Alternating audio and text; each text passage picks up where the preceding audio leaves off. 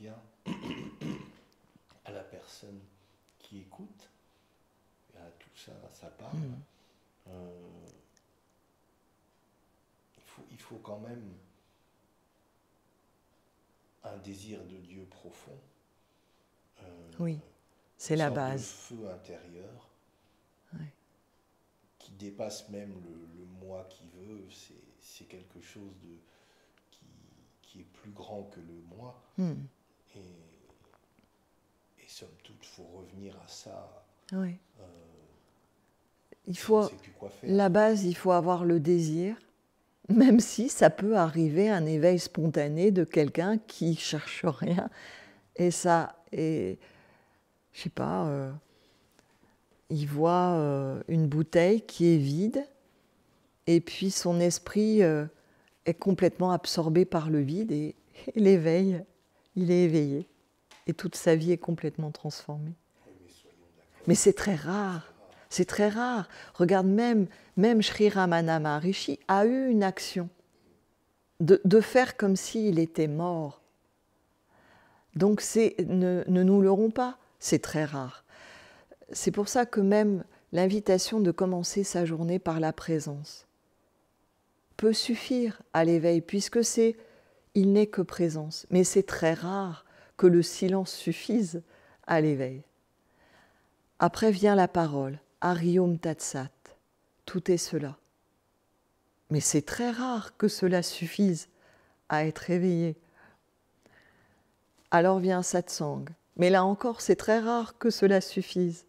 Et arrive l'investigation qui, si elle est réellement menée, pas juste à se dire « Ah oui, bah c'est facile, oh bah oui, parce que tout le monde va comprendre ». Mais si l'être ne le fait pas, n'explore pas, ben, ça ne changera rien. Donc lorsqu'on commence vraiment cette investigation comme une exploration, explorer en un terrain inconnu, explorer c'est ça. Hein, c'est pas être un pèlerin, c'est pas être un chercheur. Le chercheur, il sait ce qu'il va trouver. Vraiment d'explorer. Je ne sais pas ce que je vais trouver. J'ai cette croyance, j'explore. Est-ce qu'elle est vraiment réelle ? Est-ce que je peux lui donner ma vie et vivre en fonction de cette croyance ? Parce que c'est ça ce qui se passe. Et alors, tout va tomber de soi-même. Mais revenir en la présence, tu parlais du feu intérieur, va permettre de... Parce que la présence, on va dire, au niveau du cœur, elle va être représentée, symbolisée par... Au niveau du corps, elle va être représentée, symbolisée par le cœur. Mais c'est qu'un symbole, mais il n'empêche qu'elle relie au cœur. Mais ce cœur est partout, hein. C'est un autre mot pour le divin, pour Dieu, pour ce qui est. Mais elle permet d'attiser cette petite flamme intérieure. Et l'investigation, voilà. J'en ai oublié ta question.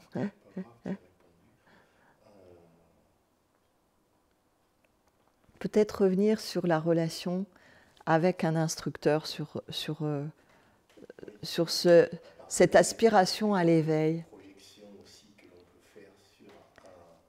Voilà, parce que nous sommes dans une période de Kali Yuga où, de toute façon, cette investigation, hein, dans le sens de où tout va remonter, toute la boue remonte, nous sommes en plein dedans, même pour des êtres qui n'aspirent pas du tout à l'éveil.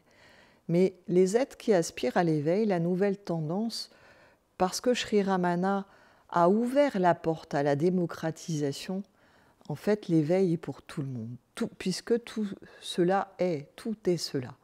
Avant, c'était vraiment réservé à des lignées de l'Advaita Vedanta, par exemple, en Inde, des lignées initiatiques, donc des relations à petits groupes, de maîtres à disciples, des lignées en Égypte, dans des temples, et puis d'autres lignées, mais que je ne connais pas, partout dans le monde. Ce n'est pas réservé à une époque, à une voie, à une tradition, à un pays. Tout est cela, c'est pour tout le monde. Et ça a toujours été dans certaines voies, certaines lignées, dites initiatiques avant. Avec Sri Ramana Maharishi, tout cela, la bulle de toutes ces lignées, ça a explosé. Mais parce que c'est la période Kali Yuga, où toutes les portes des temples, regarde le bouddhisme, il a ouvert ses temples, son enseignement à tout le monde, aux Européens qui continuent leur vie, où tout est adapté après à l'occidental. Donc tous les temples ont ouvert, tout s'est ouvert, du fait du Kali Yuga, de cette période-là. Et lorsque toute la connaissance arrive à tout le monde effectivement